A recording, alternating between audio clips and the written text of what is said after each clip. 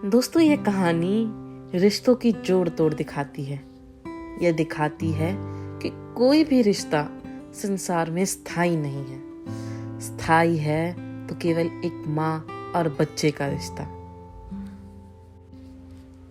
तो चलिए सुनते हैं मुंशी प्रेमचंद द्वारा लिखी गई कहानी घर जमाई, मेरी यानी दीपाली की जुबानी।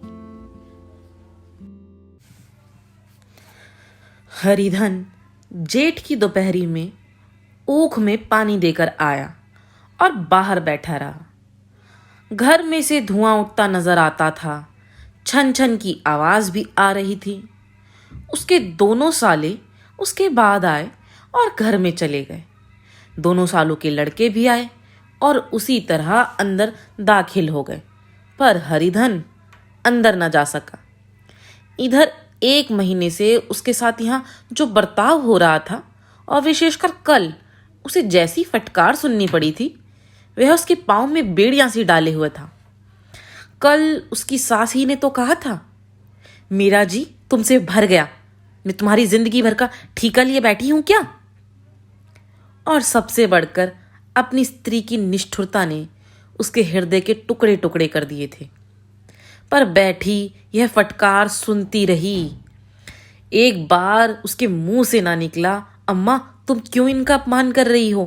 बैठी गटगट सुनती रही। शायद मेरी दुर्गति पर खुश हो रही थी। इस घर में वह कैसे जाए? क्या फिर वही गालियां खाने, वही फटकार सुनने के लिए?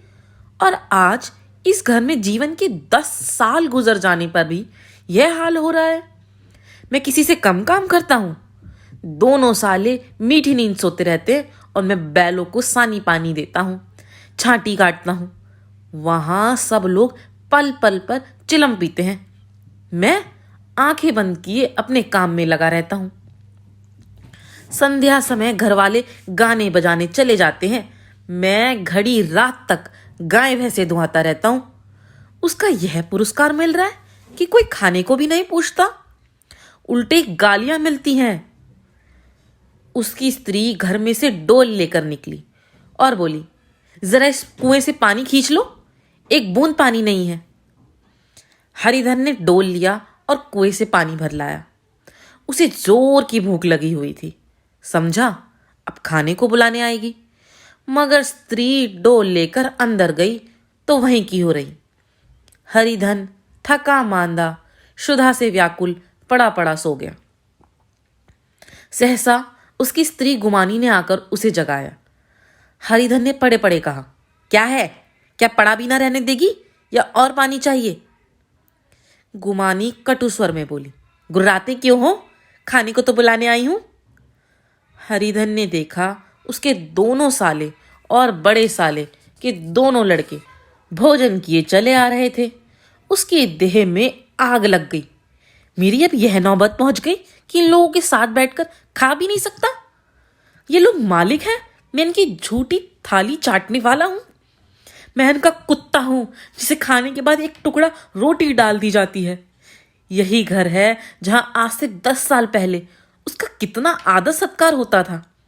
साले गुलाम बने रहते थे, सास मुंह जोती रहती थी, स्त्री पूजा करती थी। तब उसके पास रुपए थे, जायदाद थी।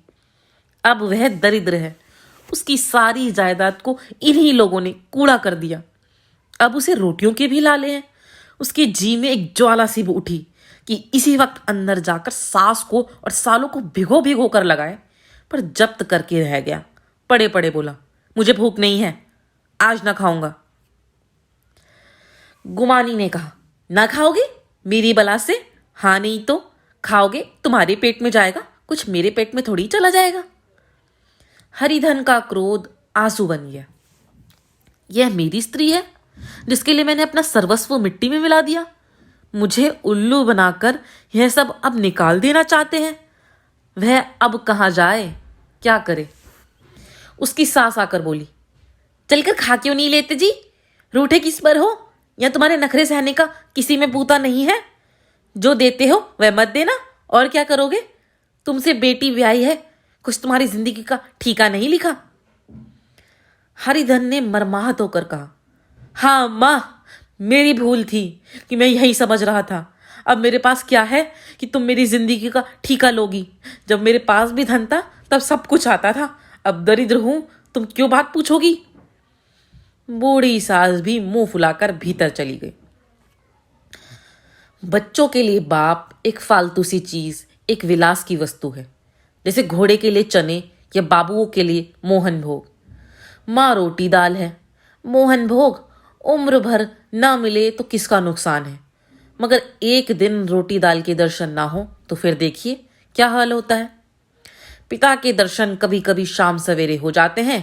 वह बच्चों को उछालता है, दुलारता है, कभी गोद में लेकर या उंगली पकड़कर सैर कराने ले जाता है, और बस यही उसके कर्तव्य की इति है।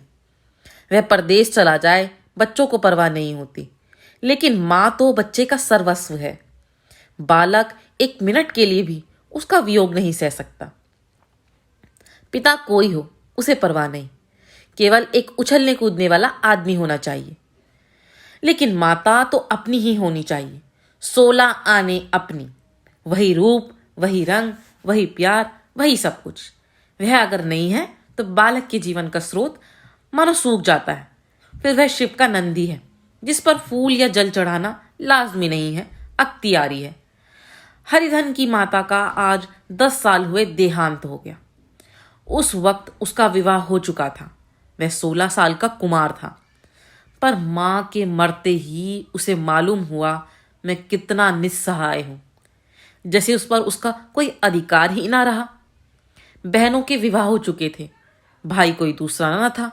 बेचारा अकेले घर में जाते भी डरता था।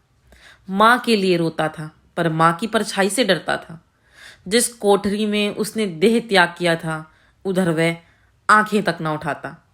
घर में एक बुआ थी, वह हरिधन का बहुत दुलार करती थी। हरिधन को अब दूध ज्यादा मिलता, काम भी कम करना पड़ता। बुआ बार बार पूछती, बेटा कुछ खाओगे। बाप भी अब उसे ज्यादा प्यार करता, उसके लिए अलग से एक गाय मंगवा दी। कभी कभी उसे कुछ पैसे दे देता कि जैसे चाहे खर्च करे। पर इन मरहमों से वह घाव न पूरा होता था जिसने उसकी आत्मा को आहत कर दिया था। यह दुलार और प्यार उसे बार बार माँ की याद दिलाता। माँ की घुड़कियों में जो मजा था, वह क्या इस दुलार में था। माँ से मांग कर, लड़कर, ठुनक कर, रूठ कर लेने में जो आनंद था, वह क्या इस भिक्षादान में था। पहले वह स्वस्थ था, मांग कर खाता था, लड़ लड़ कर खाता था। अब वह बीमार था, अच्छे से अच्छे पदार्थ उसे दे दिए जाते, पर भूख न थी। साल भर तक वह इस दशा में रहा। फिर दुनिया बदल गई। एक नई स्त्री, जिसे लोग उसकी माता कहते थे, उसके घर में आई और देखते देखते एक काली घटा की तरह उसके संकुचित भूमंडल पर छा गई। सारी हरियाली, सारे प्रकाश पर अंधकार का पर्दा पड़ गया। हरिधन ने इस नकली माँ से बात तक न की, कभी उसके पास तक न गया। एक दिन घर से निकला और ससुराल चला गया। बाप ने बार बार बुलाया, पर उनके जीते जी वह फिर उस घर में ना गया। जिस दिन उसके पिता के देहांत की सूचना मिली, उसे एक प्रकार का ईर्ष्या में हर्ष हुआ। उसकी आंखों से आंसू की एक बूंद भी ना आई। इस नए संसार में आकर हरिधन को एक बार फिर मातृ स्नेह का आनंद मिला। उसकी सास ने ऋषि वरदान की भांति उसके शून्य जीवन को विभूतियों से परिपूर्ण कर दिया। मरुभूमि में हरियाली उत्पन्न हो गई। सालियों की चुहल में, सास के स्नेह में, सालों के वाक विलास में और स्त्री के प्रेम में उसके जीवन की सारी आकांक्षाएं पूरी हो गई। सास कहती, बेटा तुम इस घर को अपना ही समझो, तुम ही मेरी आंखों के तारे हो। वह उससे अपने लड़कों की, बहुओं की शिकायत करती। वह दिल में समझता, सास जी मुझे अपने बेटों से भी ज्यादा चाहती हैं। बाप के मरते ही वह घर गया और अपने हिस्से की जायदाद को कूड़ा करके रुपयों की थैली लिए हुए आ गया। अब उसका दूना आदर सत्कार होने लगा। उसने अपनी सारी संपत्ति सास के चरणों पर अर्पण करके अपने जीवन को सार्थक कर दिया। अब तक उसे कभी कभी घर की याद आ जाती थी, अब भूल कर भी उसे याद ना आती, मानो वह उसके जीवन का कोई भीषण कांड था जिसे भूल जाना ही उसके लिए अच्छा था। वह सबसे पहले उठता, सबसे ज्यादा काम करता। उसका मनोयोग, उसका परिश्रम देखकर गांव के लोग दांतों तले उंगली दबाते थे। उसके ससुर का भाग भकानते कि जैसे जिसे ऐसा दामाद मिल गया। लेकिन जो जो दिन गुजरते गए उसका मान सम्मान घटता गया।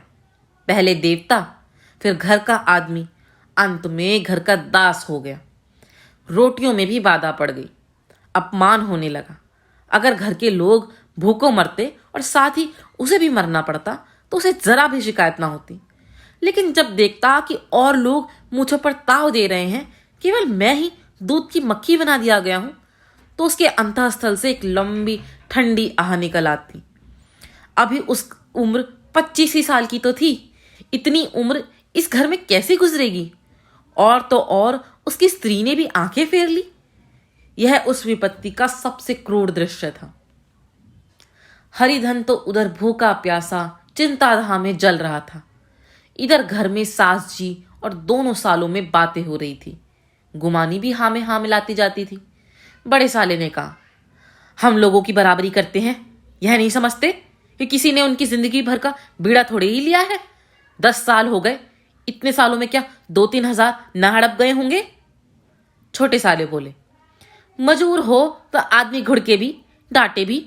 अब इनसे कोई क्या कहे, न जाने इनसे कभी पिंड छूटेगा भी या नहीं। अपने दिल में समझते होंगे मैंने 2,000 रुपये नहीं दिए। यह नहीं समझते कि उनके 2,000 कब के उड़ चुके। 1.25 सेर तो 1 जून को चाहिए। सास ने गंभीर भाव से कहा, बड़ी भारी खुराक है। गुमानी माता के सर से जूं निकाल रही थी। सुलगते हुए हृदय से बोली, निकम्मे आदमी को खाने की सिवा और काम ही क्या रहता है? बड़े भाई, खाने की कोई बात नहीं है, जिसकी जितनी भूख हो उतना खाए, लेकिन कुछ पैदा भी तो करना चाहिए। यह नहीं समझते कि पहुनई में किसी के दिन कटे हैं। छोटे भाई, मैं तो एक दिन कह दूंगा, अब अपनी राह लीजिए। आपका कर्जा नहीं खाया हमने।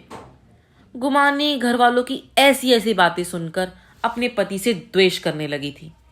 अगर वह बाहर से 4 पैसे लाता तो इस घर में उसका कितना मान सम्मान होता। वह भी रानी बनकर रहती। न जाने क्यों कहीं बाहर जाकर कमाते उसकी नानी मरती है। गुमानी की मनोवृत्तियां अभी तक बिल्कुल बालपन की सी थी। उसका अपना कोई घर ना था। उसी घर का हित अहित उसके लिए भी प्रधान था। वह भी उन्हीं शब्दों में विचार करती, इस समस्या को उन्हीं आंखों से देखती जैसे उसके घर वाले देखते थे। सच तो 2,000 रुपए में क्या किसी को मोल ले लेंगे? 10 साल में 2,000 होते ही क्या हैं? 200 ही तो साल भर के हुए। क्या 2 आदमी साल भर में 200 भी ना खाएंगे? फिर कपड़े लत्ते, दूध, घी सब कुछ तो है। 10 साल हो गए, एक पीतल का छल्ला नहीं बना।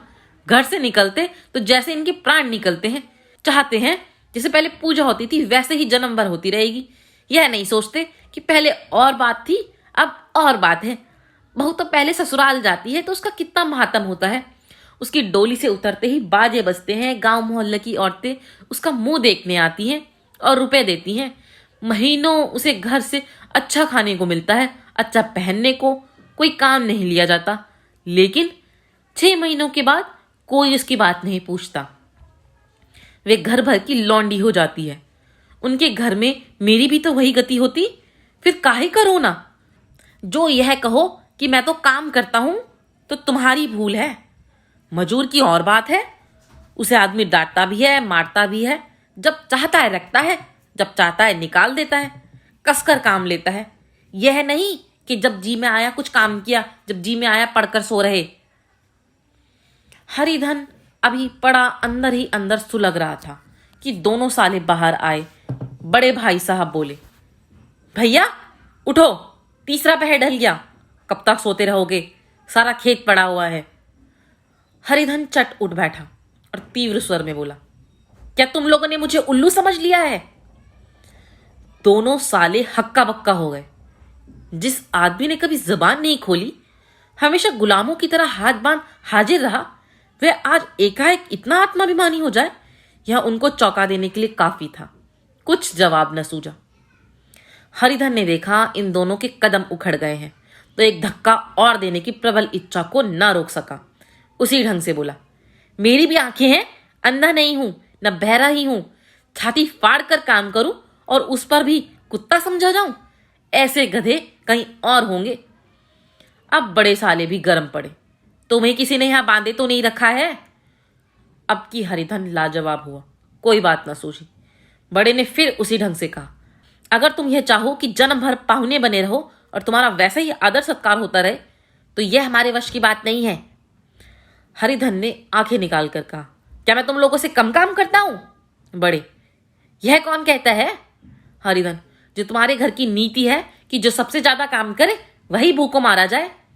बड़े, तुम खुद खाने नहीं गए, क्या कोई तुम्हारे मुंह में कौर डाल देता? हरिधन ने होठ दबाकर कहा, मैं खुद खाने नहीं गया? कहते तुम्हें लाज नहीं आती? नहीं आई थी बहन तुम्हें बुलाने? छोटे साले ने कहा, अम्मा भी तो आई थी, तुमने कह दिया मुझे भूख नहीं है तो क्या करती? सास भीतर से लपकी चली आ रही थी। यह बात सुनकर बोली, कितना कहकर हार गई, कोई उठे न तो मैं क्या करूं फिर? हरिधन ने विष, खून और आग से भरे हुए स्वर में कहा, मैं तुम्हारे लड़कों का झूठा खाने के लिए हूं? मैं कुत्ता हूं कि तुम लोग खाकर मेरे सामने रूखी रोटी का टुकड़ा फेंक दो? बुढ़िया ने ऐठ कर कहा, तो क्या तुम लड़कों की बराबरी करोगे? हरिधन परास्त हो गया। बुढ़िया ने एक ही वाक प्रहार में उसका काम तमाम कर दिया। उसकी तनी हुई भवें ढीली पड़ गई, आंखों की आग बुझ गई, फड़कते हुए नथुने शांत हो गए। किसी आहत मनुष्य की भांति वह जमीन पर गिर पड़ा। क्या तुम मेरे लड़कों की बराबरी करोगे? यह वाक्य एक लंबे भाले की तरह उसके हृदय में चुभता चला जाता था। न हृदय का अंत था न उस भाले का। सारे घर ने कहाया पर हरिधन न उठा। सास ने मनाया, सालियों ने मनाया, ससुर ने मनाया, दोनों साले मनाकर थक गए। हरिधन ना उठा। वहीं द्वार पर एक टाट पर पड़ा था। उसे उठाकर सबसे अलग कुएं पर ले गए और जगत पर बिछाकर पड़ा रहा। रात भीग चुकी थी। अनंत प्रकाश में उज्जवल तारे बालकों की भांति क्रीड़ा कर रहे थे। कोई नाचता था, कोई उछलता था, कोई हंसता था, कोई आंखें भींचकर फिर खोल देता था। कोई साहसी बालक सपाट भर एक पल में उस विस्तृत क्षेत्र को पार कर लेता और न जाने कहाँ छिप जाता था। हरिधन को अपना बचपन याद आया। वह भी इसी तरह क्रीड़ा करता था। उसकी बाल स्मृतियां उन्हीं चमकीले तारों की भांति प्रज्वलित हो गई। वह अपना छोटा सा घर, वह आम के बाग जहां वह केरिया चुनता रहता था, वह मैदान जहां वह कबड्डी खेला करता था, सब उसे याद आने लगे। फिर अपनी स्नेहमयी माता की सदैव मूर्ति उसके सामने खड़ी हो गई। उन आंखों में कितनी करुणा थी, कितनी दया थी। उसे ऐसा जान पड़ा मानो माता आंखों में आंसू भरे उसे छाती से लगाने के लिए हाथ फैलाए उसकी ओर चली आ रही है। वह उस मधुर भावना में अपने को भूल गया। ऐसा जान पड़ा मानो माता ने उसे छाती से लगा लिया है और उसके सिर पर हाथ फेर रही है। वह रोने लगा, फूट फूट कर रोने लगा। उसी आत्मसमोहित दशा में उसके मुंह से यह शब्द निकला, अम्मा, तुमने मुझे इतना भुला दिया। देखो तुम्हारे प्यारे लाल की क्या दशा हो रही है। कोई उसे पानी को भी नहीं पूछता। क्या जहां तुम हो वहां मेरे लिए जगह नहीं है? सहसा गुमानी ने आकर पूछा, क्या सो गए तुम? किसी को कोई ऐसी राक्षसी नींद ना आए, चलकर खा क्यों नहीं लेते? कब तक कोई तुम्हारे लिए बैठा रहे? हरिधन उस कल्पना जगत से क्रूर प्रत्यक्ष में आ गया। वही कुएं की जगत थी, वही फटा हुआ टाट। गुमानी सामने खड़ी कह रही थी, कब तक कोई तुम्हारे लिए बैठा रहे? हरिधन उठ बैठा और मानो तलवार म्यान से निकाल कर बोला, भला तुम्हें मेरी सुध तो आई? मैंने तो कह दिया था मुझे भूख नहीं है। गुमानी, तो क्या दिन तक ना खाओगे? अब इस घर का पानी भी ना पीऊंगा। तुझे मेरे साथ चलना है या नहीं? दृढ़ संकल्प से भरे हुए इन शब्दों को सुनकर गुमानी सहम उठी, बोली, कहां जा रहे हो? हरिधन ने मानो नशे में कहा, तुझे इससे क्या मतलब? मेरे साथ चलेगी या नहीं? फिर पीछे से ना कहना मुझसे कहा नहीं।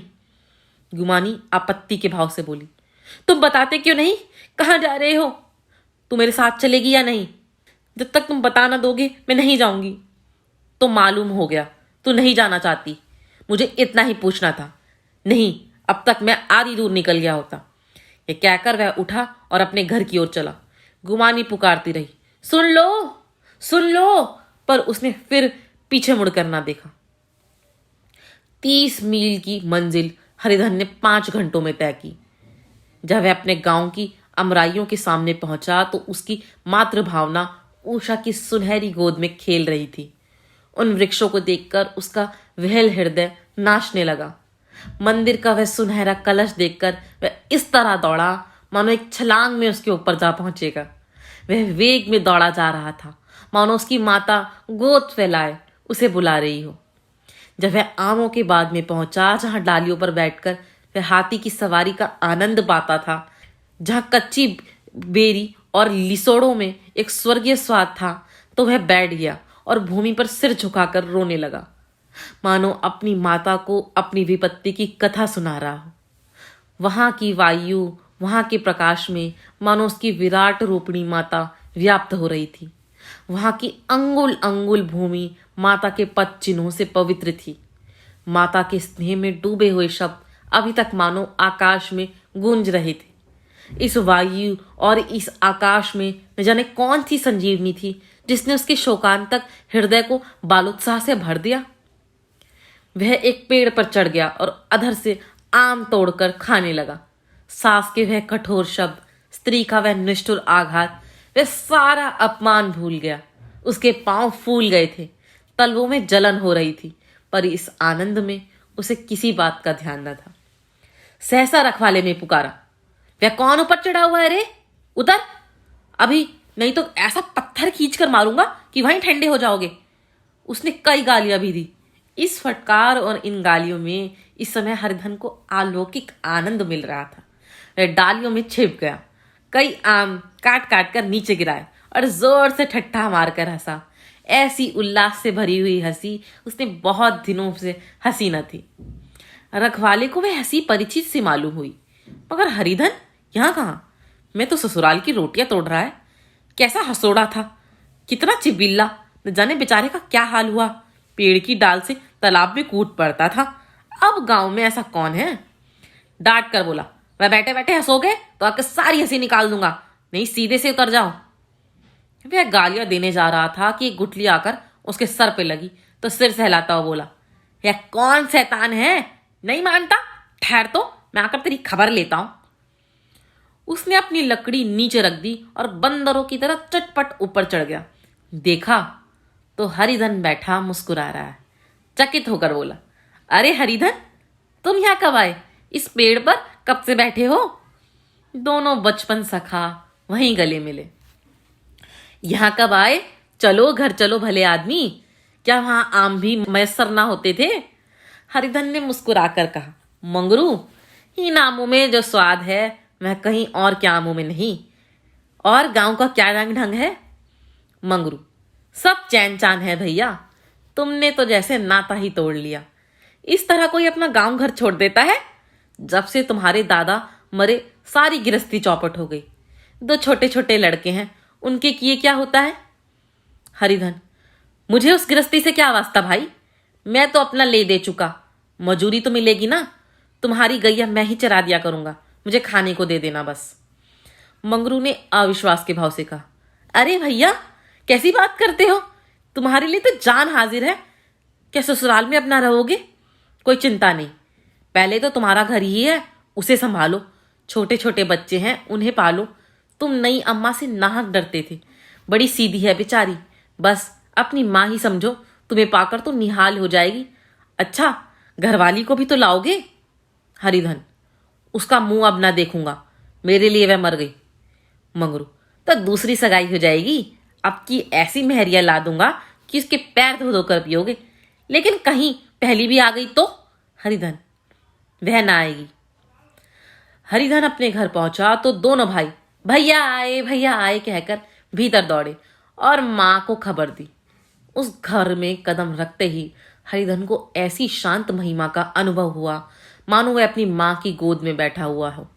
इतने दिनों ठोकरे खाने से उसका हृदय कोमल हो गया था। जहाँ पहले अभिमान था, आग्रह था, हेकड़ी थी, वहां अब निराशा थी, पराजय थी और याचना थी। बीमारी का जोर कम हो चला था, अब उस पर मामूली सी दवा भी असर कर सकती थी। किले की दीवारें छिद चुकी थी, अब उसमें घुस जाना असहना था। वही घर जिससे वह एक दिन विरक्त हो गया था, अब गोद फैलाए उसे आश्रय देने को तैयार था। हरिधन का निर्वलंबन मन यह आश्रय पाकर मानो तृप्त हो गया। शाम को विमाता ने कहा, बेटा तुम घर आ गए हमारे धनबाद, अब इन बच्चों को पालो। माँ का नाता ना सही, बाप का नाता तो है। मुझे एक रोटी दे देना, खाकर एक कोने में पड़ी रहूंगी।